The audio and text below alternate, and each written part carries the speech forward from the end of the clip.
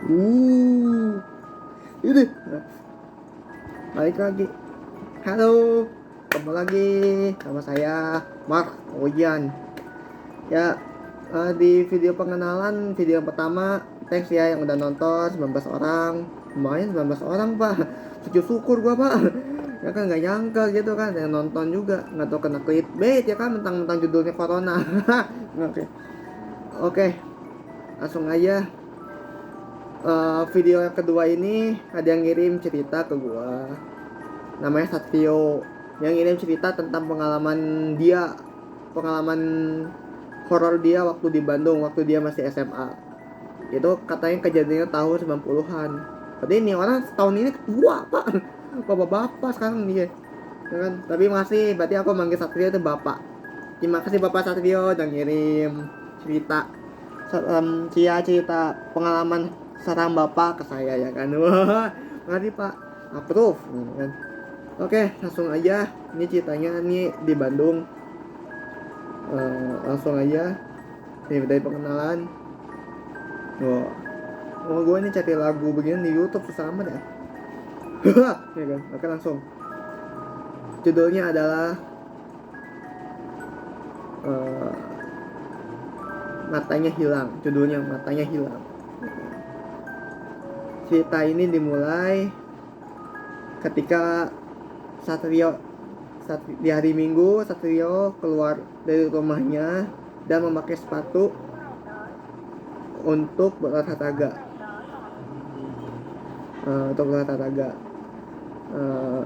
Satrio melihat ke atas langit. Langit masih sangat gelap karena masih subuh. Udara masih sangat dingin dan menusuk tulang. Tidak seperti biasanya Satrio keluar pagi ini.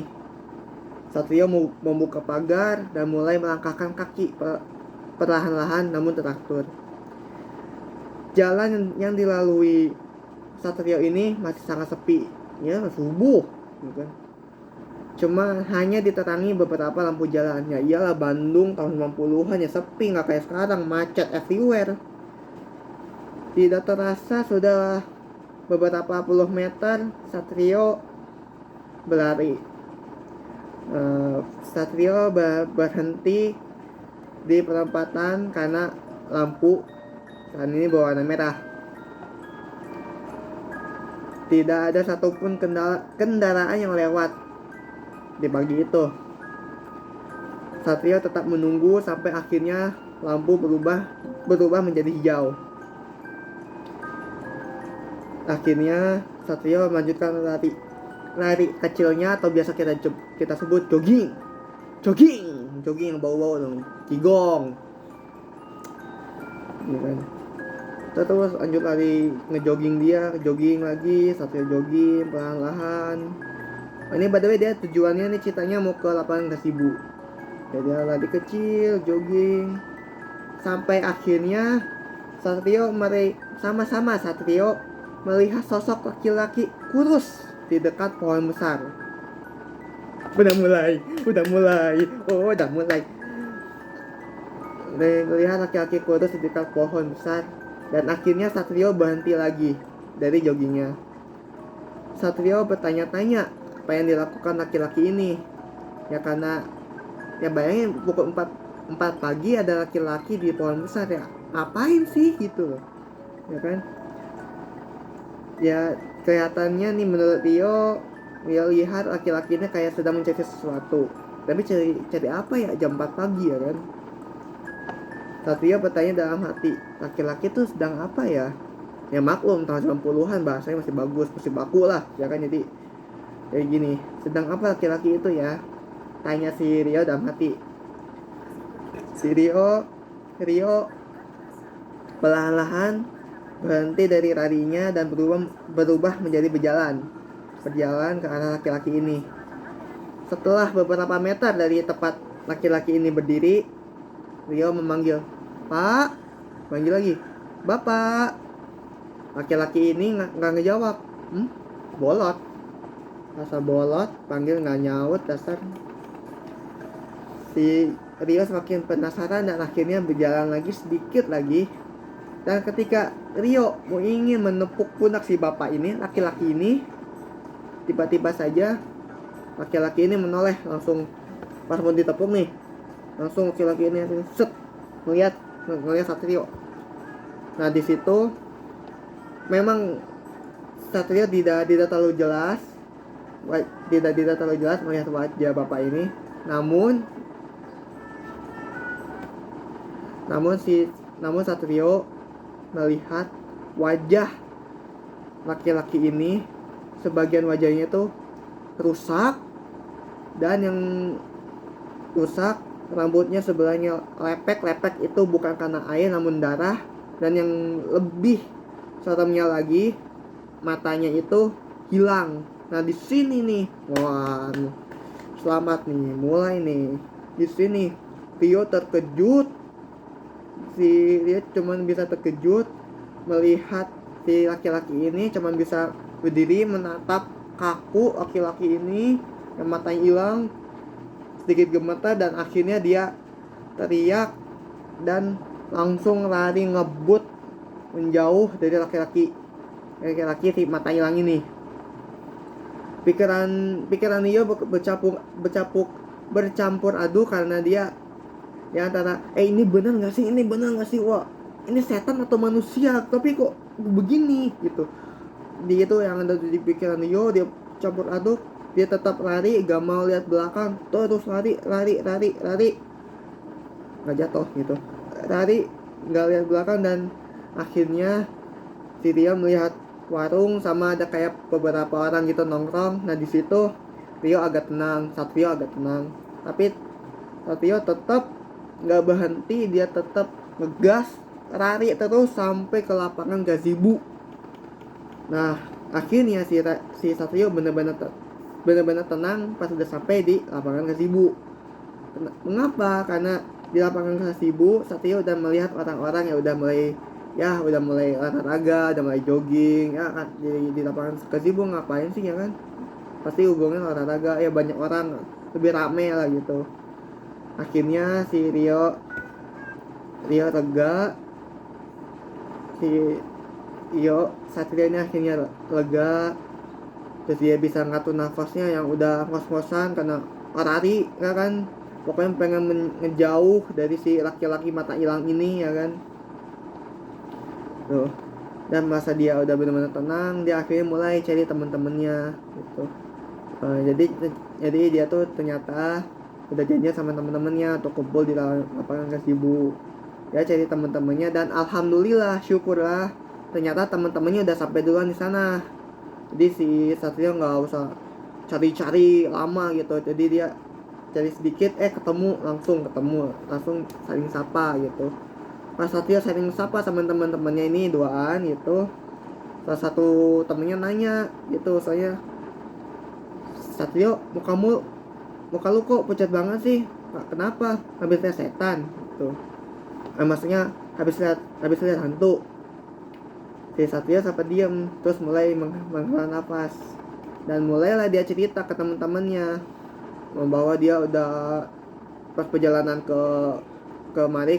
lapangan, dia tuh ketemu sosok serem banget yang belum pernah dia lihat, sampai dia ketakutan setengah mati gitu. Terus dia lari ke sini ketakutannya gitulah, kayak gimana sih kalau habis lihat setan, yang sesuatu yang aneh gitu kan. Batuk gua empeh. Nah dia cerita sama teman-temannya, dan teman-temannya ini seolah-olah kayak nggak percaya sama ceritanya Rio gitu. Teman-temannya pada bilang si Rio ini ngebohong lu, kok nggak paling imajinasi lu, halu lu gitu.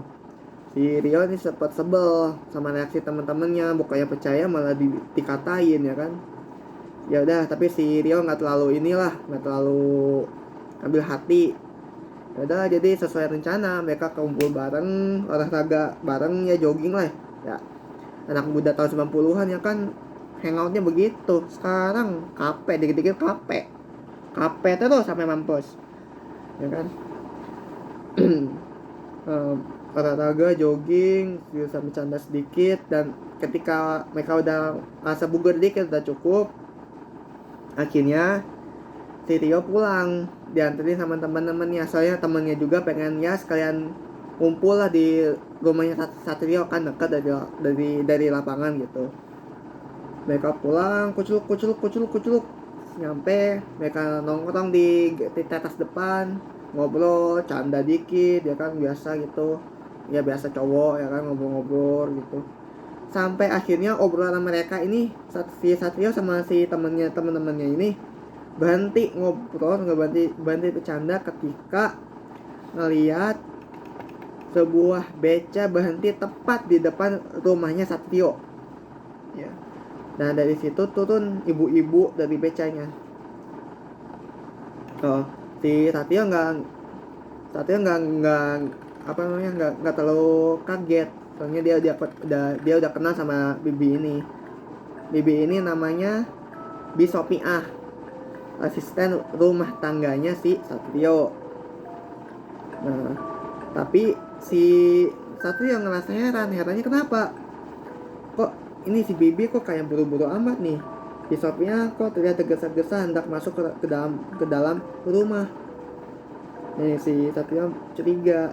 Nah ketika si Bisopiah mau masuk ke rumahnya, dicegat sama Satrio sambil nanya, Bi, kok tumben buru-buru amat? Ada apa? Kata Satrio. Si Bibi kaget, diem gitu, langsung ngejawab. Jawabnya gini, dia bilang, Bisopiah ngejawab, ya Bibi baru dapat cerita dari tukang beca yang suka mangkal di sana. Si Bibi jawab itu sambil nunjuk ke jalan yang tadi pagi si Rio lewatin, yang ada setan itu. Nah si Rio kaget dong, jalan itu emang ada apa ya kan, dalam hati. Terus nanya dia, emang ada cerita apa Bi? Satrio nanya dong, penasaran dong ya kan, dia tadi pagi lewat situ ya kan. Terus akhirnya si Bisopiah cerita, ya kata tukang beca yang ada di sana, sekitar pukul 3 pagi ada laki-laki yang tertabrak bis antar kota katanya wajahnya rusak. Wajah rusak. Ada wajah rusak. Nah ketika dengar kata wajah rusak ini, si Satrio langsung diam, dia langsung bertanya-tanya dalam hati. Dia langsung mulai apa namanya, kayak nyusun gitu, dalam pikirannya, menyusun peristiwa kejadian. Sekitar subuh jam 3 di jalan itu, laki-laki wajah rusak. Kok kayak ini ya, kayak gitu. Dia dalam hati begitu. Belum sempat si Satrio mau nanya lagi sama si Sopiah, dijelasin lagi, ya seorang laki-laki wajahnya rusak. Terus yang lebih seremnya lagi, sebelah matanya hilang, percis yang dilihat Satrio waktu dia tadi pagi di jalan itu paginya. Jelas Bisopiah. Langsung si Satrio ini kontak, kaget, cuman terpaku natap Bisopiah. Badannya mendadak lemes banget, dia keringet dingin langsung.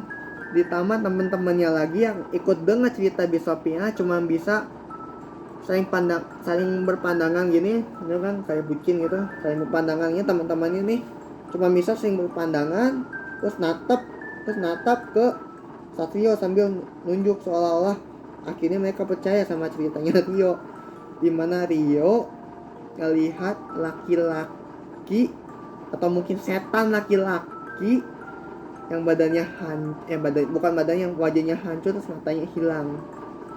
Di situ Rio cuman langsung masuk, langsung istirahat, gak peduli, langsung Rio sama teman-temannya kayak bubar gitu. Teman-temannya pulang sambil tetap agak ketakutan. Si Rio badannya lemes, langsung masuk ke kamarnya istirahat ya.